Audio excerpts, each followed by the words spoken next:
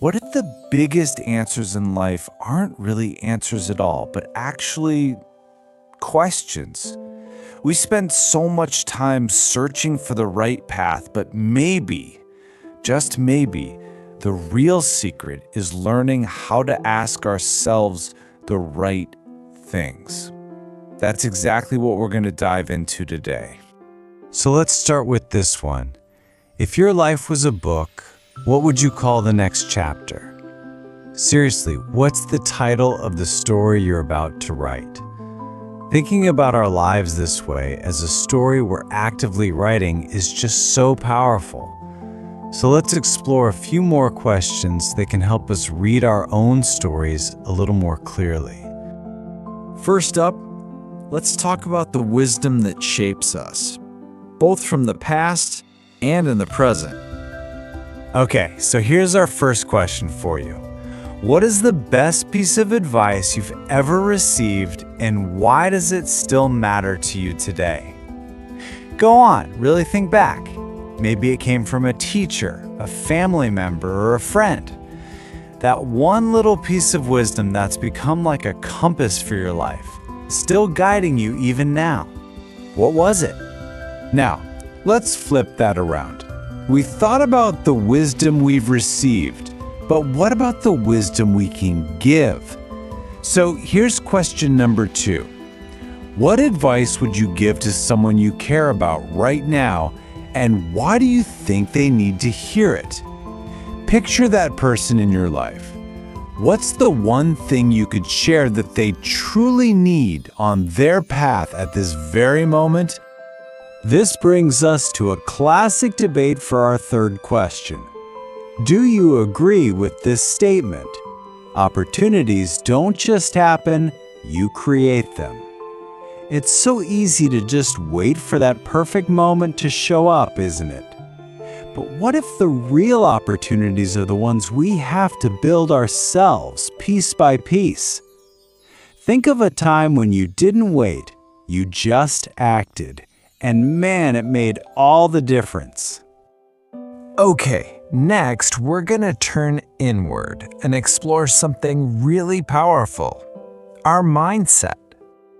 So here's a big one for question 4, something I think many of us struggle with. Do you agree with the phrase, "Don't let yesterday take up too much of today"? It is so easy to get caught up replaying past mistakes or just dreaming about what could have been. But what happens when we decide to turn and face the future? I mean, the past has its lessons for sure, but it shouldn't be this heavy weight that stops us from moving forward. How can you, right now, today, decide to focus just a little bit more on the path ahead? Now for a really big one. Question 5. Do you truly believe people can change the world? And if you do, who are the people that actually do the changing? Is it just the famous inventors and leaders we read about? Or is it the everyday person, the one who plants a single tree, whose small, meaningful actions start to ripple out and create massive change? Which one are you? All right, let's talk about habits with question 6. If you had to tell a young person to focus on just one of these 3 things, reading, exercising, or managing money, which one would you say is the most crucial? They're all connected, right? The discipline from exercise might help with financial habits. The knowledge from reading could totally guide your health. But if you had to pick just one to build the foundation, which would it be? And finally, let's take a look at how we handle it when life throws challenges our way. Okay, here's a provocative one for question 7. Is complaining without offering a solution just whining? Look, we all get frustrated, we all complain, but the real question is what we do with that energy. How can we learn to turn that frustration into fuel for actually solving the problem? Our 8th question, might feel a little personal. Have you ever quit something important? Think about it for a second. A goal, a job, maybe a passion you once had. What did you learn from letting that go? Was it a regret? Or was it actually the decision that finally opened the right door for you? This next one is for pretty much everyone in the digital age. Question 9. Have you ever intentionally taken a real break from your phone, from the internet, from TV? If you have, what did you notice?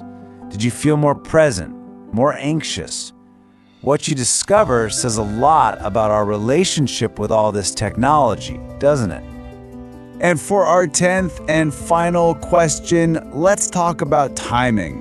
When you start something new, what do you expect? Quick results or long-term progress? This tiny sprout is such a powerful reminder that most things worth doing take time. When was the last time that patience was the real key to your success? So there they are, 10 questions. And of course, there are no right or wrong answers here. These are simply tools.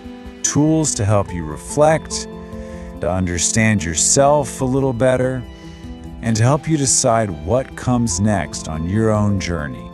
So after reflecting on all of this, there's really only one question left that truly matters. What is the first step on your new path? It doesn't have to be some giant leap. It can be small, just a single step forward. Stop learning English. Start using it. Join Beyond Norm full text input-output training now.